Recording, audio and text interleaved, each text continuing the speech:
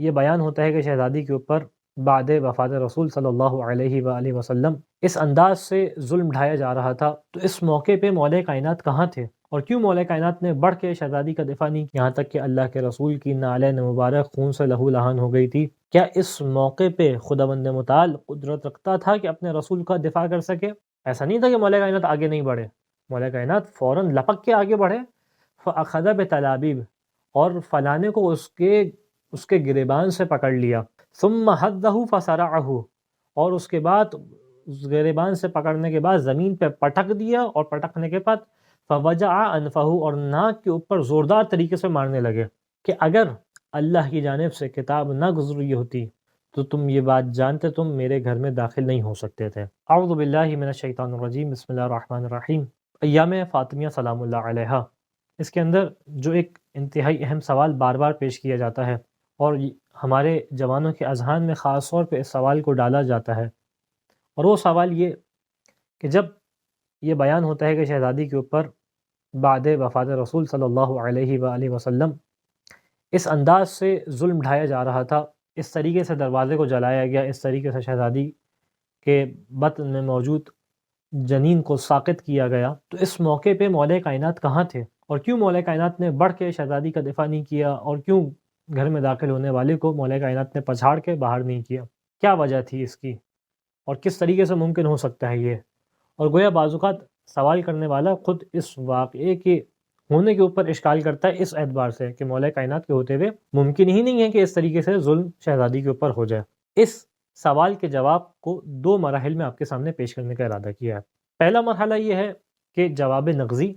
کہ جہاں اسی قسم کے دیگر چیزیں بھی موجود ہیں لیکن آپ وہاں پہ مانتے ہیں، یہاں پہ آ کے انکار کر رہے ہیں، اور دوسرے مرحلے میں انشاءاللہ جواب حلی۔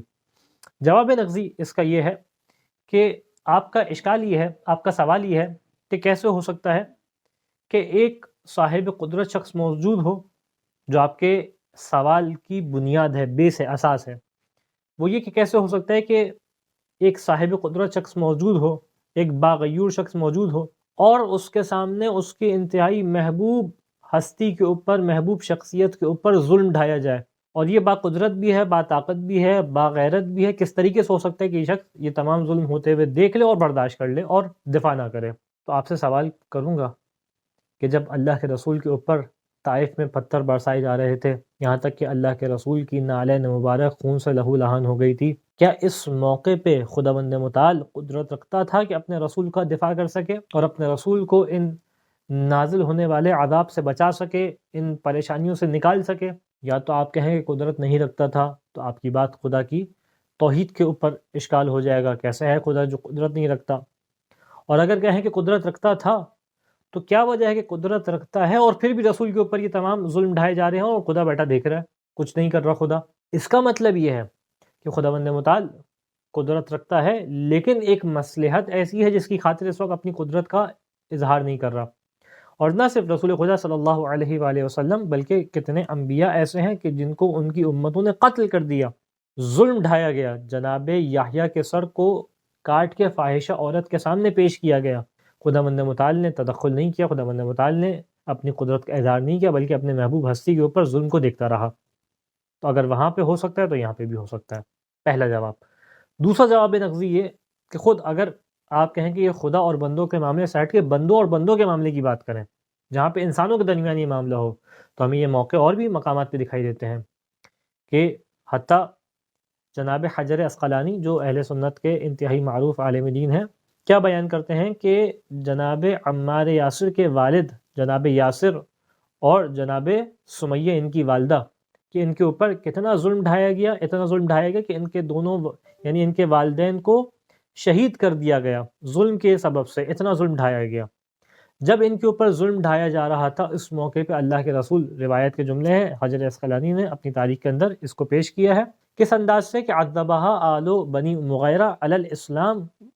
کہ جناب سمیہ کو عذاب دیا جا رہا تھا، اذیت دی جا رہی تھی بنی مغیرہ کی جانب سے، کہ اس بات کے اوپر کہ وہ اسلام لے کے آئے ہیں، وہی تعبہ، یہ جو ہے وہ انکار کر رہی تھیں کہ میں اسلام کے اوپر قائم رہوں گی، یہ چاہتے تھے کہ اسلام کو چھوڑ دیں، حتیٰ قتلوہا، یہاں تک کہ انہوں نے جناب سمیہ کو قتل کر دیا۔ یہ تمام ظلم اللہ کے رسول کے سامنے ہوا۔ وَقَانَ رسول اللہ صلی اللہ علیہ وآلہ وسلم یمر بعمار وامہ وابیہ، جناب عمار کے اوپر جب ظلم ڈھایا جا رہا تھا، جناب عمار کے والدین کے اوپر جب ظلم ڈھایا جا رہا تھا، اللہ کے رسول اس مقام سے گزرے۔ وہم یعذبون بالابطاح فی رمضاء مکہ، اور مکے کی زمین کے اوپر ریتی پہ لٹا کے ان کو اوپر ظلم ڈھایا جا رہا تھا۔ اس موقع پہ اللہ کے رسول وہاں سے گزرے، اللہ کے رسول نے ان کا دفاع نہیں کیا، اس موقع پہ جنگ نہیں کی، جب پہ قدرت رکھتے تھے، طاقت رکھتے تھے، بلکہ کیا فرمایا؟ فیقول صبرا یا آل یاسر، اے آل یاسر صبر کرو، موعدکم الجنت، تمہارا وعدہ جو ہے تم سے کس کا ہے؟ جنت کا وعدہ ہے۔ تو اس کا مطلب ہے کہ اللہ کے رسول طاقت رکھتے ہوئے بھی جو ہے وہ اس انداز سے فعل انجام نہیں دے رہے تھے۔ اس کو جناب حجر عسقلانی نے اپنی کتاب الاصابہ فی تمیز الصحابہ میں نقل کیا اس واقعے کو۔ اب آتے ہیں اس کا جواب حلی کی جانب کہ کیا وجہ ہے کہ مولا کائنات نے اس طریقے سے بڑھ کے دفاع نہیں کیا۔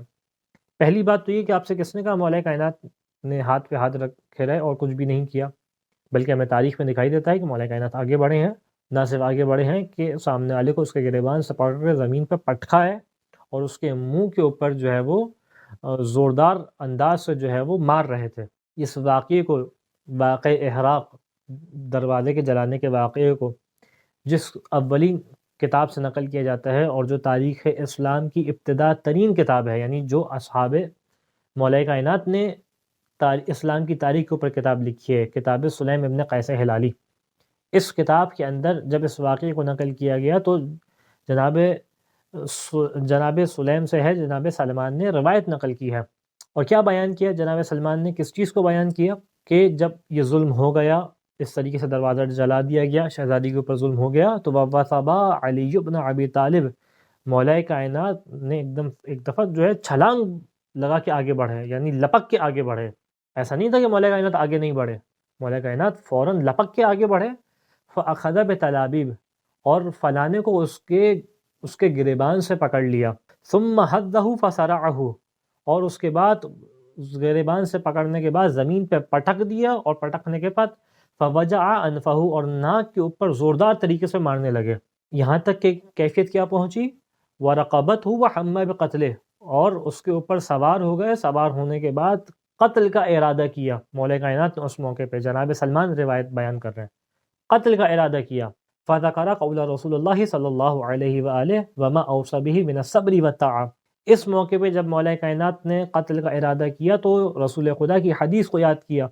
اور رسول خدا کے اس وصیت کو یاد کیا کہ جو اللہ کے رسول نے صبر اور اطاعت کے بارے میں کی تھی، اور اس کے بعد مولا کائنات نے یہ بات کہی، وَالَّذِي كَرَّمَ مُحَمَّدًا بِالنُّبُوَّةِ يَا ابْنَ الصَّحَاحِ لولا کتاب من اللہ سبق لعلمت انك لا تدخل بیتی، اس خالق کی قسم جس نے محمد کو نبوت کے اوپر نبوت سے کرامت بخشی، کہ اگر اللہ کی جانب سے کتاب نہ گزری ہوتی تو تم یہ بات جانتے تم میرے گھر میں داخل نہیں ہو سکتے تھے۔ یعنی کچھ ایسی اللہ کے رسول کی وصیت تھی، نصیحت تھی، جس میں اللہ کے رسول نے مولا کائنات کو صبر کا کہا تھا، جس وجہ سے مولا کائنات نے اپنے ہاتھوں کو روک لیا اور قتل نہیں کیا۔ یہاں تک کہ ہمیں تاریخ میں دکھائی دیتا ہے کہ کئی ایسے مواقع ہیں رسول خدا کی زندگی میں کہ جن مواقع میں اللہ کے رسول نے مولا کائنات کو صبر کی تلقین کی، اور اس بات کی تلقین کی، اس تمام ظلم کو بیان کیا، اور اس موقع پہ کہا کہ جب یہ تمام ظلم ڈھائے جائیں اس موقع پہ تمہیں صبر کرنا ہوگا۔ مختلف مواقع پہ اس طریقے سے ہمیں اللہ کے رسول سے احادیث دکھائی دیتی ہیں، یہاں تک خود اسی کتاب سلیم کے اندر بیان ہوا کہ جب اللہ کے رسول کا آخری لمحات تھے، اور آخری لمحات میں مولا کائنات اللہ کے رسول کے سرحانے موجود تھے، اللہ کے رسول کا سر مولا کائنات کے زانو پہ تھا، اس موقع پہ مولا کائنات کے سامنے اللہ کے رسول نے اس مصیبت کو بیان کیا، اور روایت کے جملے ہے کہ جیسے ہی اس مصیبت کو بیان کیا، مولا کائنات جو ہے وہ ایک دفعہ مستر ہو گئے، بے چین ہو گئے۔ جب اس مصیبت کو بیان کیا تو اللہ کے رسول نے وصیت بھی کی، یا علی انکا ستلقی بعدی علی قریش شدہ، اے علی میرے بعد قریش سے آپ کو شدت کا سامنا ہوگا، مصیبت کا سامنا ہوگا، من تظاہرہم علیک وظلمہم لک، کہ یہ آپ کے برخلاف جو ہے وہ ظاہر ہو جائیں گے اور آپ کے اوپر ظلم کریں گے۔ فَإِن وَجَدْتَ أَعْوَانًا عَلَيْهِمْ فَجَاهِدْهُمْ وَقَاتِلْ مَنْ خَالَفَكَ بِمَنْ وَافَقَكَ، پس اس موقع پہ اگر آپ دیکھیں کہ آپ کا ساتھ دینے والے افراد موجود ہیں تو آپ ان سے جہاد کیجئے گا، آپ ان سے قتال کیجئے گا، اور جو آپ کے مقابل میں آئے آپ اس سے قتال کیجئے گا اس کی مدد سے کہ جو آپ کی موافقت رکھتا ہو۔ لیکن فَإِن لَمْ تَجِدْ اعمان، لیکن آپ دیکھیں کہ اگر آپ کے ساتھ دینے والے افراد موجود نہیں ہیں، فصبر وکف یدک، پس اس موقع پہ آپ صبر کیجئے گا، نہ صرف صبر کیجئے گا بلکہ اپنے ہاتھوں کو روک لیجئے گا۔ یعنی اللہ کے رسول بھی جانتے ہیں کہ موقع مشکل ہوگا، آسان نہیں ہوگا، لیکن آپ کا کام کیا ہے؟ آپ کا کام یہ ہے کہ آپ صبر کیجئے گا اور اپنے ہاتھوں کو روک لیجئے گا۔ اس اللہ کے رسول کی وصیت کی وجہ سے، اللہ کے رسول کی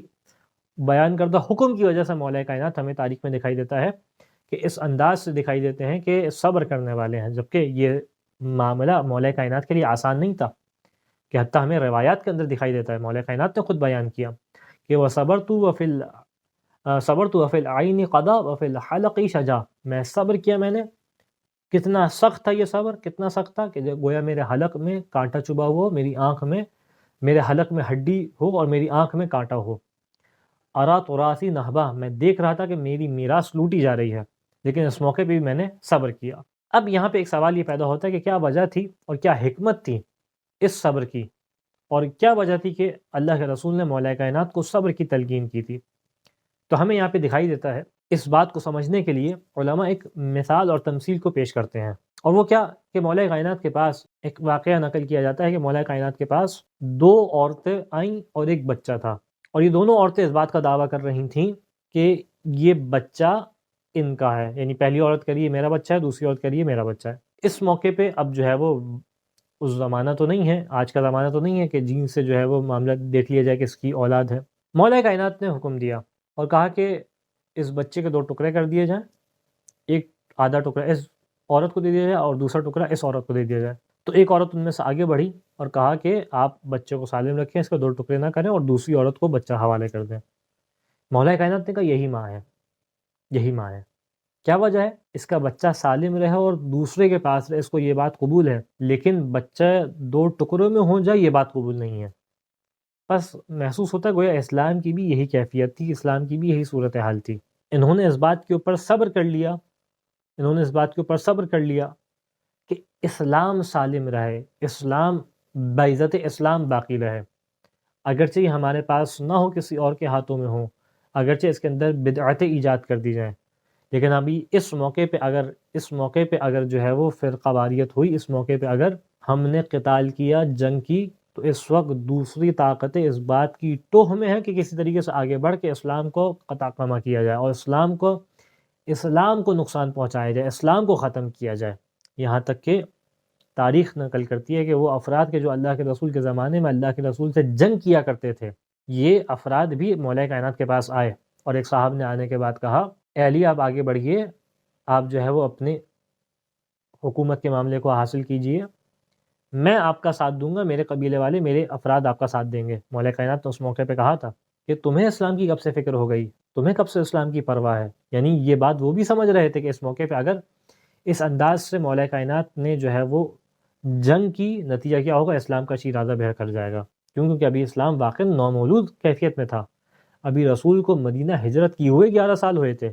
اس موقع پہ اگر مسلمانوں میں اس طریقے سے پھوٹ پڑ جاتی، اسلام ختم ہو جاتا۔ ایک وجہ یہ پیش کی جاتی ہے جس کی ایک تائید ہمیں خود مولا کائنات کی زبان سے دکھائی دیتی ہے۔ شرح ابن حدید میں،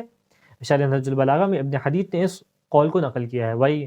کہ مولا کائنات نے فرمایا وَإِمَ اللَّهِ لَوْلَا مَخَافَةُ الْفِرْقَ بَيْنَ الْمُسْلِمِينَ وَإِنْ يَعُودَ الْكُفْرُ، کہ اگر اللہ کی قسم مجھے اس بات کا خوف نہ ہوتا کہ مسلمانوں کے درمیان تفرقہ ہو جائے گا اور کفر واپس پلٹ جائے گا، یعنی صرف تفرقے کا مسئلہ بھی نہیں ہے، کفر واپس پلٹ جائے گا، وَيَبُورُ الدِّينُ، اور دین ہلاک ہو جائے گا، لَكُنَّ عَلَى غَيْرِ مَا كُنَّ لَهُمْ عَلَيْهِ، تو تم لوگ اس چیز کو پاتے کہ ہم مختلف ہوتے، اس انداز سے مختلف ہوتے جس انداز سے تم نے ہمیں پایا، یعنی اس انداز سے پھر صبر کرتے نہ دکھائی دیتے۔ اور یہاں پہ انتہائی ایک اہم ترین سوال وہ یہ کہ کیا وجہ تھی شہزادی گئیں، اور اس کے پیچھے بھی ایک بہت بہترین انداز سے حکمت ہے جو پیش کی جاتی ہے کہ کس طریقے سے شہزادی نے اپنی قربانی دے کے دین کا، ولایت کا اور اسلام کا دفاع کیا ہے۔ کہ یہاں پہ علماء بیان کرتے ہیں کہ جب آنے والے دروازے پہ آئے تو کیا سوچ کے آئے تھے، ان کے پاس کیا کیا آپشنز تھے، انسان دیکھے تو ایک آپشن یہ ہے ان کے پاس کہ مولا کائنات صبر کر لے اور اس انداز سے صبر کریں کہ ان کی بات مان لیں، یعنی بیعت کر لیں، یعنی جو ہے وہ اقرار کر لے کہ تم خلیفہ ہو۔ تو اگر اس بات کا اقرار کر لیتے ہیں تو بات میں کہیں کہ بھائی جب مولا کائنات نے اقرار کر لیا تو اس کے بعد کسی کو کیا اعتراض ہوتا ہے، بس ہمیں تمام لیجیٹیمیسی مل گئی ہے. ایک تو نظریہ یہ تھا، ایک آپشن یہ تھا. دوسرا آپشن کیا تھا؟ مولا کائنات جنگ کرتے. اب جنگ میں دو صورتیں ہیں، یا تو مولا کائنات غالب آ جاتے